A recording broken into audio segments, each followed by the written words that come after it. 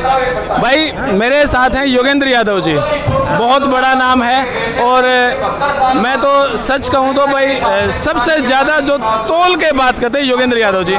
Sir जी प्रणाम। राम राम भाई। Sir कैसे हैं आप? ये महम चबूतरे पे आने का इतना बड़ा अवसर मिला है जी।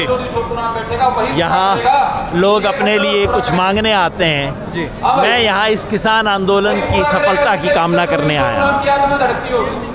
योगेंद्र जी क्या लगता है ये अब पहले अध्यादेश आया, उसके बाद अब ये बिल ही बन गया, अब ये वापस बैक कैसे जाएंगे? इस मुहिम से क्या होना जाना है? बैक तो ऐसे जाएगा भाई जी कि अगर सरकार को पता लग गया, जो अब रोज पता लग रहा है जी कि किसान इसके खिलाफ है और किसान किसी के खिलाफ हो, वो कानून एक बार नहीं 2 बार बैक जाएगा। किसी सरकार की हिम्मत नहीं इस देश में कि वो किसान की इच्छा के विरुद्ध चीज़ें लागू कर सके। आपको याद होगा सन 2015 में मोदी जी ने 4 बार कोशिश की थी भूमि अधिग्रहण कानून लाने की, ऑर्डिनेंस लाए, 4 बार लेके आए, बाद में पता लग गया भाई किसान इसके खिलाफ है तो वापस लेना पड़ा। ये भी वापस लेना पड़ेगा। लेकिन ये जो छोटे छोटे प्रोग्राम है, आज तो खैर बड़ा कार्यक्रम है, कितना सफल ये किसान आंदोलन चल रहे हैं, हर जगह पे किसान आंदोलन हो रहे हैं, कितने सफल आप उनको मानते हैं? भाई अभी तो चिंगारी सिर्फ भड़की है। 20 तारीख को तो कानून पास हुआ है, किसान तक खबर पहुंचते पहुंचते टाइम लगता है। मैं तो इसको उपलब्धि बताता हूँ, पहली बार देश के इतिहास में हुआ है कि कोई किसान विरोधी काम हुआ हो और 1 सप्ताह के अंदर अंदर पूरे देश के किसान ने उसके विरुद्ध प्रोटेस्ट कर दिया हो। तो ये तो बहुत तेजी से चल रहा है। आमतौर पे तो किसान आंदोलन बड़ा धीरे धीरे चलते हैं और पहले ही ओवर में 1 विकेट तो डाउन हो गया है अकालियों का। तो पंजाब के लोगों ने पहला विकेट लिया है, अब हरियाणा के किसान को दूसरा विकेट लेके दिखाना है दुष्यंत चौटाला का, और वो हो गया तो आप देखना पूरे देश में क्या गति पकड़ता है। हर जगह पे दुष्यंत जी टारगेट क्यों है? क्योंकि वो अपने आप को चौधरी देवीलाल का वंशज बताते हैं। वो कह दें ना, अगर वो उस विरासत का दावा ना करें, बोल लें कि भाई जैसे कांग्रेस वाले बीजेपी वाले दुकान चलाते हैं, मैंने भी एक दुकान चला रखी है, बोल लें कि जैसे वो अंबानी अडानी के पैसे पे दुकानें चलती हैं, मेरी दुकान भी उसी पे चलती है, मैं उस दिन उनका विरोध बंद कर दूंगा। वो कहते हैं मैं चौधरी देवीलाल का वंशज हूँ। आके संसद में डायलॉग देते हैं कि जब किसान विरोध करता है तो कानून नहीं तोड़ता, सरकार की कमर तोड़ देता है। मैं कहता हूँ भाई अपना डायलॉग खुद सुन लो अब तुम। अगर वो अपने आप को किसान नेता कहने का दावा छोड़ दें, मैं विश्वास दिलाता हूं कल से उनका विरोध बंद कर दूंगा। मेरा कोई व्यक्तिगत विरोध नहीं है भाई, उसने तो मेरे साथ आके बड़ी इज्जत से बात की थी, कोई खुंदक नहीं है। उसने तो आके कहा था आप बड़े भाई की तरह हो, मैं आपका बड़ा इज्जत करता हूं, मेरे को बेचारे से क्या दिक्कत होगी भाई। बस ये किसान नेता बोलना बंद कर दे।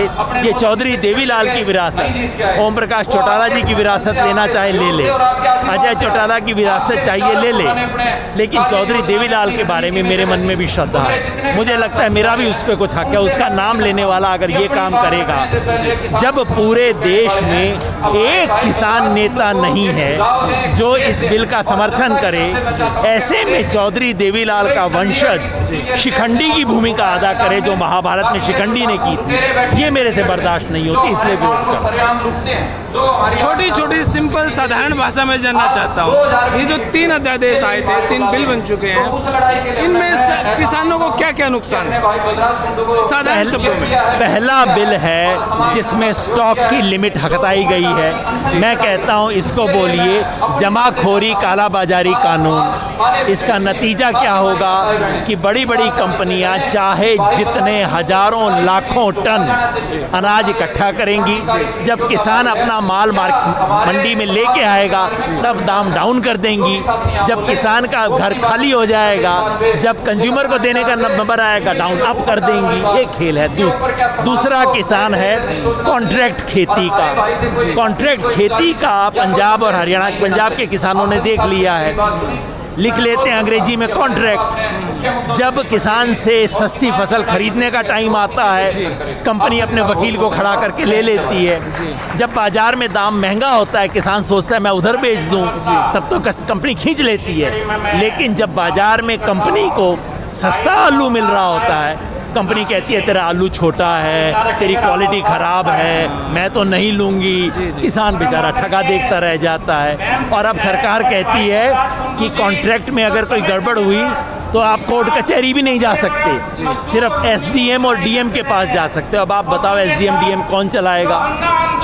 और सबसे खतरनाक जो कानून है वो एपीएमसी को बाईपास करने वाला कानून है। ये जो सरकारी मंडी है उसको बाईपास करने का कानून है। सरकार कहती है कि भाई इससे विकल्प मिलेगा किसान को। मैं कहता हूँ भाई विकल्प कैसे मिलेगा? होगा ये कि सरकारी मंडी के बाहर एक प्राइवेट मंडी बन जाएगी, वो आलीशान होगी, एसी उसका दफ्तर होगा। साल 2 साल 2 सीज़न में किसान को 100 रुपया 50 रुपया फालतू दे देंगे, सारे आड़ती अंदर से बाहर आ जाएंगे, मंडी जाएगी बैठ, और तीसरे साल वो कहेंगे 500 रुपया कम देंगे, अब तू क्या करेगा? ये खेल है सारा का सारा। ये जो मंडी कुल मिला के 100 बातों की एक बात वो ये है कि पिछले 60-70 साल में किसान के सर पे एक छप्पर खड़ा हुआ है। ये मंडी सरकारी रेट, ये छप्पर है, छप्पर टूटा हुआ है, लीक भी करता है। मोदी जी कहते हैं तेरा छप्पर टूटा हुआ है, ला मैं तेरा छप्पर ही हटा देता हूँ, तेरे को रात को तारे दिखाई देंगे, नीला आकाश दिखाई देगा, तेरे को आज़ादी मिल गई। किसान कहता है ये आज़ादी ना चाहिए, ये असली है। मतलब किसानों का मजाक उड़ाया जा रहा है। किसान का नहीं, इसकी आने वाली पीढ़ियों को बर्बाद करने की साजिश है। किसान अडानी अंबानी के हाथ में खिलौना बन जाएगा इससे। और आज किसान आ रहा है वो बचाने के लिए, अपने आप को बचाने के लिए नहीं, अपनी आने वाली पीढ़ी को बचाने के लिए आ रहा है। और ये तो बिल्कुल मजाक से भी खराब है। आप ये बताओ, मोदी जी कहते हैं मैं किसान के लिए गिफ्ट लेके आया हूँ, किसान कहता है जी ये तो मैंने पिछले 40 साल में मांगी नहीं। वो कहता है ना ना मैं तेरे लिए गिफ्ट लेके आया हूँ। किसान कहता है चलो आपने लाने से पहले मेरे किसी संगठन से पूछा, किसी से ना पूछा। कहता है ना ना मैं तेरे लिए गिफ्ट लेके आया हूँ। किसान कहता है कि आज इस देश का एक भी किसान संगठन क्या इस कानून के हक में है?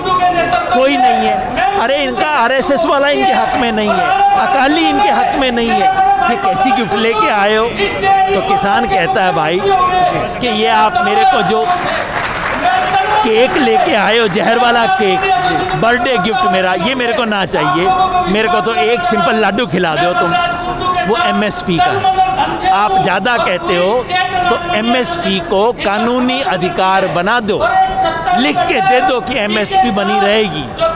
बोलो ना, मुंह से मत बोलो मोदी जी, आपका यूट्यूब लेके तो मैं मंडी में ना जाऊंगा। मेरे को आप कानून में लिख के दे दो। जो मोदी जी ने 2011 में गुजरात का मुख्यमंत्री रहते हुए मांग की थी, किसान कहता है मोदी जी, प्रधानमंत्री नरेंद्र मोदी जी, आप मुख्यमंत्री नरेंद्र मोदी जी की सिफारिश मान लो, बस यही चाहते हैं और कुछ ना चाहे। किसान कहता है लड्डू दे दो। आज आपने बलराज कुंडू जी के कार्यक्रम में शिरकत की है, कहीं ना कहीं आपने इसको पॉजिटिव माना। कांग्रेस इस तरह के कार्यक्रम करती है तो आप कितना उनको इस तरीके से मानेंगे? भाई सच बात ये है, बलराज कुंडू भाई की राजनीति अपनी जगह है, उनका बिजनेस अपनी जगह है, मेरा इनसे कोई लेना देना ना है। किसान के सवाल पे आए हैं, मैं इसलिए आया हूँ। सबको अधिकार है, लेकिन और कांग्रेस भी करे तो उसको अधिकार है। मैं नहीं कहता कोई गलती है, करो। मैं तो चाहता हूँ किसान करे, मैं तो चाहता हूँ बीजेपी भी करे, नरेंद्र मोदी भी आए किसानों के बीच में, आओ ना, क्यों नहीं आते? राहुल गांधी आए ना। सच बात ये है कि ये बीजेपी बनाम कांग्रेस नहीं है लड़ाई, ये सत्ता बनाम किसान की लड़ाई है। मैं किसान के साथ खड़ा हूँ और आपके माध्यम से हरियाणा के किसानों से अपील करना चाहता हूँ कि 6 तारीख को सब लोग सरसा पहुँचो। वहाँ पे उप मुख्यमंत्री दुष्यंत चौटाला जी के घर के सामने डेरा डालेंगे किसान और उनसे इस्तीफा मांगेंगे, उसके लिए आप सब आपकी अगुवाई में कार्यक्रम होगा जी? आपकी अगुवाई में है वो ना ना ना, मेरी अगुवाई में ना भाई, सारे किसान, हमारे युवा किसान साथियों ने अपील दी है, मैं जाके उनके पीछे बैठूंगा बड़ा खुशी से, वहाँ बैठूंगा। धन्यवाद सर, धन्यवाद। ये थे जी हमारे साथ योगेंद्र यादव जी, और हर बात को बड़ा तोल तोल के बोलते हैं, बड़ा पोलाइटली बोलते हैं और बात को बड़ा उजागर करते हैं।